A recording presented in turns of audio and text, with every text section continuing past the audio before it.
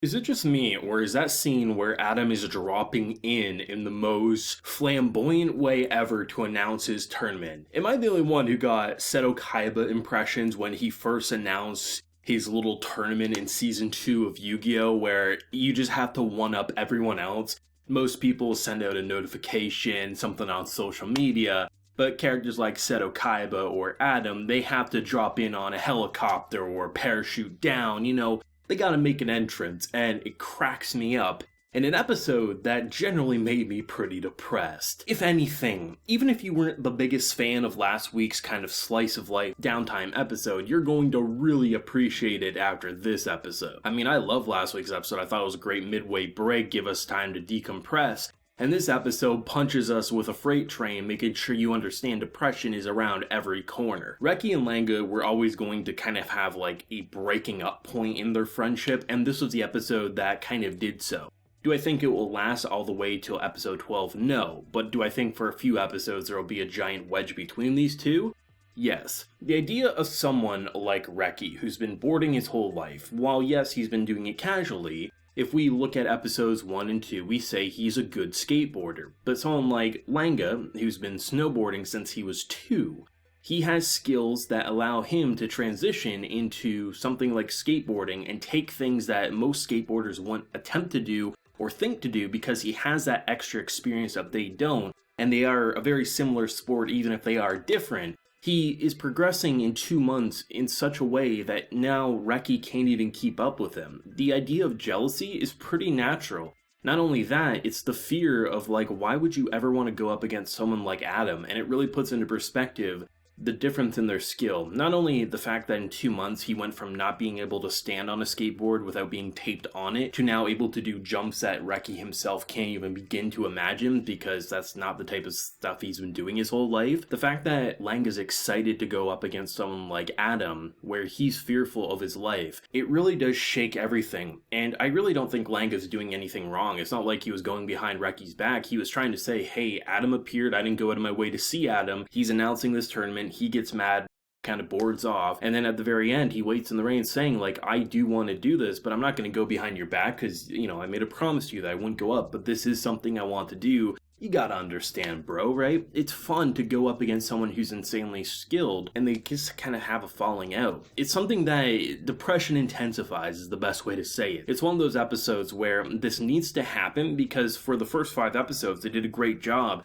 at really showing a snowboarder turned skateboarder. But now, with your best friend and someone you just wanted to casually skateboard with, now reaching pro levels that everyone agrees is going to become someone truly spectacular, you just no longer can keep up. And just the idea of sideline remarks from other people saying, who's the redhead who's always with him, he's just a nobody who leeches off of him, don't worry. It's understandable why when you just really want to skateboard casually and you do want to be skillful like him, but the difference between where Langa wants to go versus Reki, it feels like they kind of are branching off into different paths, and understandably so, Reki's upset, and understandably so, Langa wants to pursue new challenges. It's one of those things where neither one is technically in the right or wrong here, because anyone put in Reki's shoes, given the circumstances, probably would feel that same form of jealousy and lashing out. Even though he definitely is being immature in a certain sense, most people, given the circumstances, would be equally immature just like him. And as great as that whole depression angle was, something that I've seen interesting thought processes about what happened when the police came in like 2 episodes back,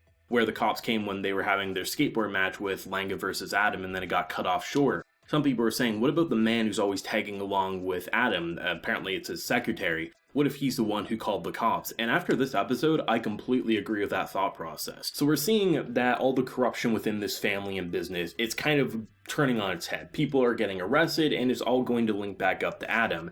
And Adam casually says, you're gonna take the blame if it goes to me. I had no knowledge. And he's like, I have no opinions.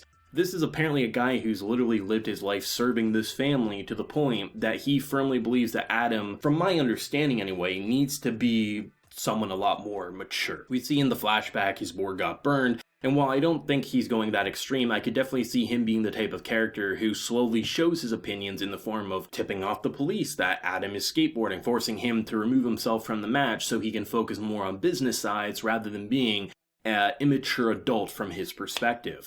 And it's quite interesting to see how the pieces are crumbling as he's really just trying to have a tournament, having no regards of others who clearly care a lot about him. I like how this show actually is introducing a lot more interesting plot elements than simply just WWE of the skateboarding ring here. It's really fascinating to see all these pieces click, and just the idea that, Langa's mother is saying, I was actually going to ship him back over because it seemed like he was not having fun here, but now I realize he is having a blast. And then there's characters like Reki, who was having such a great time, now is being selfish. I mean, there's a way to have a conversation with those two saying, hey, I think Adam is a dangerous person, and then maybe Langa says, well, this is why I don't think I'll get killed, and maybe they have a little bit of an understanding that maybe they don't go up against Adam just yet, but maybe we train better. There is a form of jealousy, there's a form of fear, there's a lot of things happening, and both of them truly want to be each other's best friends, but I feel like Reki's kind of in this thought process that he has to mirror him in order to basically keep up with him, when really, Lang is the type of character who's not letting it go to his head. He's not the type of character saying, Reki's not good enough for me, I'm going to different people. Lang is actively trying to stick by Reki, saying, I just enjoy skateboarding with you. Yeah, I like going up against insane people like Adam, but at the end of the day, I'm going to walk home with you. I'm going to skateboard with you in my free time. This hour that I spend with these insane boarders isn't going to be all I do. And the fact that Skate's going this direction with this friendship kind of shattering around them, I think you don't get to see too often in these types of sports anime, especially because it usually happens with okay, here's a main character and then here's a side character that hardly gets any development. But by placing Reki and Langa as both being central main characters, you get a really interesting formula that lets them both be equally fleshed out and memorable. And at the beginning of the show, Langa was the only character I really enjoyed, but at this point I love Reki and Langa equally so. It's also great too to see some of the side casts, characters like Shadow, clearly have a crush on his boss by the looks of it, saying hey, you said you like strong men, and I found a way to get stronger. And I'm just this man, how do you take a WWE villain and turn him into such a softie? I love it. And even just characters like, Mia and things like that, they're all actively trying to go up against Adam. Clearly, it's going to be Langa versus Adam, but then again, maybe Reki will be able to, continue to get up there. Personally, I hope Reki doesn't reach Langa's levels overnight, because it kind of makes sense how fast Langa improved. Personally, I'd rather see him get progressively better, but then also understand that Langa does have to follow his own dreams. Even if he personally can't keep up, they still will be friends. That's kind of, I'm hoping, the direction they'll go, but I guess time will tell. And it's great to see where the show's been able to go, especially with such interesting moves. I mean, sometimes they go 3D with the skateboarding, and you'll just be flipping around as if you actually are in a first-person point of view sort of a situation. And it's really engaging. This was one of the more memorable episodes. It's really hard-hitting depression themes, but I think is the perfect way to come off of the first 5 episodes. Last week with episode 6, great decompressor, make sure we understand the fun and how good the characters have bonded. Shatter those bonds in this episode to lead us into the second half, and make it feel like we probably only need 12 episodes of Skate, but at the same time, there's always going to be more kind of skateboarding adventures to tell if they ever want to pull a Megalobox 2 and give us a second season of Skate. I'd love to know everyone's thoughts and feelings on this week's episode. What are you thinking of the relationship between Reki and Langa and how it shattered, and where do you think the final 5 episodes are going to take us in the remaining weeks? Let me know your thoughts down below. If you enjoyed the video, leave a like to show your support, and hit that subscribe button if you have been new around here. So until next time, everyone, please take care and have a good one.